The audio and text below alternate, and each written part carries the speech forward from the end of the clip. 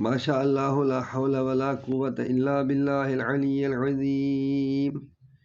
اعوذ باللہ من الشیطان اللعین الرجیم۔ بسم اللہ الرحمن الرحیم۔ الحمد للہ رب العالمین، والصلاة والسلام علی سید الانبیاء والمرسلین وآلہ الطیبین الطاہرین المعصومین الذین اذهب اللہ عنہم الرجس وطہرہم تطہیرا۔ اما بعد فقد قال اللہ سبحانہ وتعالی فی کتابہ المجید بسم اللہ الرحمن الرحیم فاقرؤوا ما تیسر منہ۔ خالق کائنات اپنے مقدس کلام میں ارشاد فرماتا ہے کہ جتنا ممکن ہو سکے آپ قرآن مجید کی تلاوت کیا کریں۔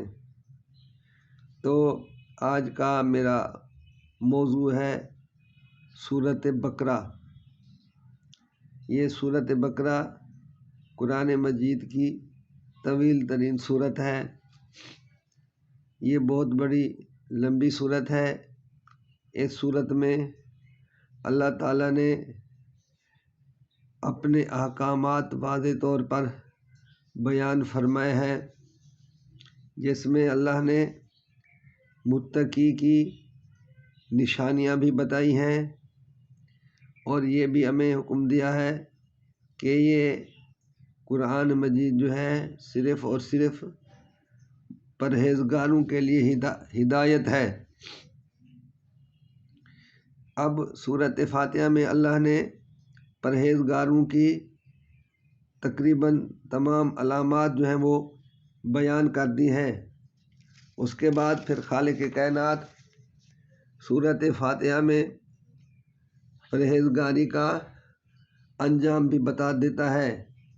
اس نے بتا دیا ہے کہ پرہیزگار آدمی کا انجام کیا ہے کہ وہ اولئک علی ھدی من ربہم واولئک ھم المفلحون۔ جو پرہیزگار ہے وہی اللہ کی ہدایت پر ہے اور وہی کامیاب ہے۔ اس کے بعد پھر اللہ نے اسی سورۃ بقرہ میں کافروں کی علامتیں بیان کر دی ہیں۔ سب سے پہلے اللہ نے اس سورت میں کافروں کا انجام بتایا ہے کہ جو کافر ہیں ان کے لیے یہ چیز یکساں ہے کہ آپ کافروں کو آگاہ کریں یا نہ کریں، کافر کبھی مومن نہیں ہو سکتے۔ کافر کہتے ہی اسے ہیں جو حق کی بات کو جانتے ہوئے بھی تسلیم نہ کرے، وہ کافر ہے۔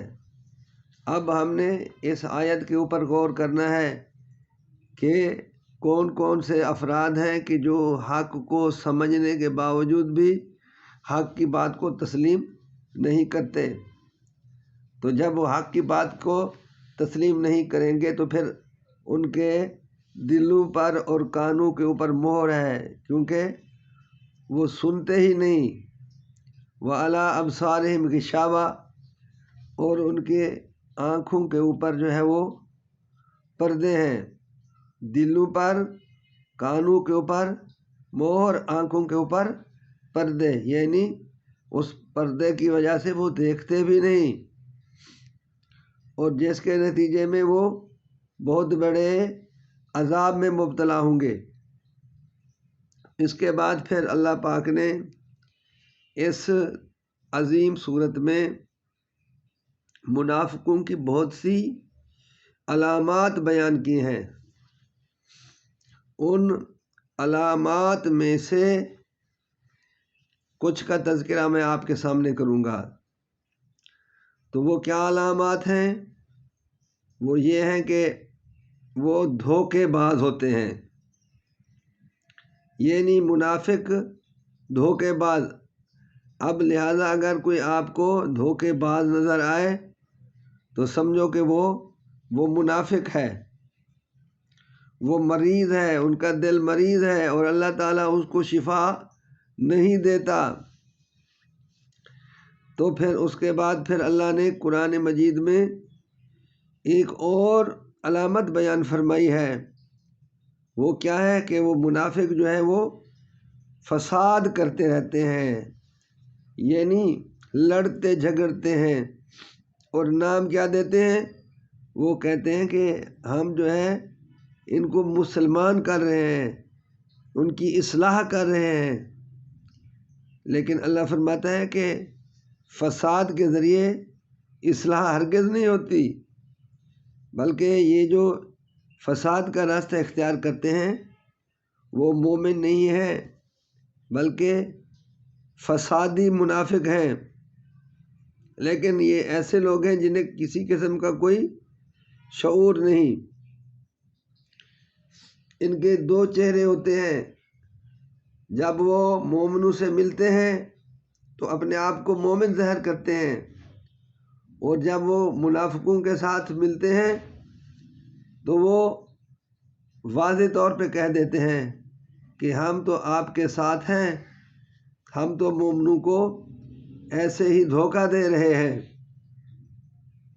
اللہ فرماتا ہے کہ ان لوگوں نے ہدایت کے بجائے گمراہی کو خریدا ہے، اور یہ لوگ کبھی ہدایت نہیں پا سکتے۔ اس کے بعد پھر اللہ نے واضح طور پہ بیان کر دیا ہے کہ ذهب اللہ بنورہم وترکہم فی ظلمات، اللہ نے ان کی بینائی سلب کر لی ہے، وہ اندھے ہو گئے ہیں، انہیں کچھ نظر نہیں آتا، اندھیرے میں چلے گئے ہیں، وہ صم بکم عمی ہیں، بہرے ہیں، گونگے ہیں، اندھے ہیں، یہ کبھی ہدایت کی طرف واپس نہیں آئیں گے۔ تو یہ وہ چیزیں ہیں جو اللہ نے قرآن مجید میں واضح طور پر بیان فرمائی ہیں کہ آپ ذرا غور کریں، قرآن مجید کو توجہ سے پڑھیں، اور پھر اپنے حالات کو ذرا غور سے دیکھیں کہ کون آدمی ہیں کہ جن میں مومنوں والی علامات پائی جاتی ہیں، اور وہ کون سے لوگ ہیں کہ جن لوگوں میں کافروں والی علامات پائی جاتی ہیں، اور وہ کون سے لوگ ہیں کہ جن لوگوں میں منافقوں والی علامات پائی جاتی ہیں۔ خالق کائنات ہمیں ارشاد فرما رہا ہے کہ قرآن مجید میں سے جتنا آسانی سے آپ سمجھ سکتے ہو اتنا پڑھو، لیکن پڑھنا ہم نے باقاعدگی کے ساتھ ہے، لیکن یہاں کچھ بات ہی کوئی اور ہے۔ یا تو مسلمان قرآن مجید کو بالکل پڑھتے نہیں، اور اگر پڑھنے لگ جائیں تو پھر طوطے کی طرح پڑھ دیتے ہیں، یعنی 2 سپارے 3 سپارے پڑھنے کے بعد قرآن کو بند کر دیتے ہیں، اور کچھ دنوں کے بعد پھر کہتے ہیں کتنے ختم، 1 ختم، 2 ختم، 3 ختم، 4 ختم۔ ارے خدا کے بندو، اللہ نے ہمیں قرآن مجید کو ختم کرنے کا حکم نہیں دیا کہ آپ قرآن مجید کو ختم کر دیں، نہیں، بلکہ اللہ تعالیٰ ہمیں فرما رہا ہے کہ قرآن مجید کو پڑھیں، قرآن مجید کو سمجھیں۔ افلا یتفکرون القرآن، کیا تم قرآن مجید کے اوپر تفکر نہیں کرتے؟ کیا کانوں کے اوپر کوئی مہریں لگی ہوئی ہیں؟ تو ہمارا فریضہ ہے کہ ہم قرآن مجید پر غور و فکر کریں۔ وما علینا الا البلاغ المبین۔